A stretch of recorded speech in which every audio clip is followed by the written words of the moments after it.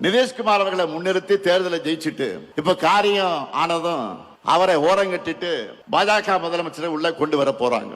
இதையே தான் தமிழ்நாட்டிலும் பண்ணலாம்னு ட்ரை பண்றாங்க. நான் அடிச்சு சொல்றேன், சேலஞ்ச் பண்ணி சொல்றேன், இந்த முத்துவேல் கருணாநிதி ஸ்டாலினும் எங்க திமுக இருக்கிறவரை பாஜகவால் தமிழ்நாட்டை ஆள முடியவே முடியாது.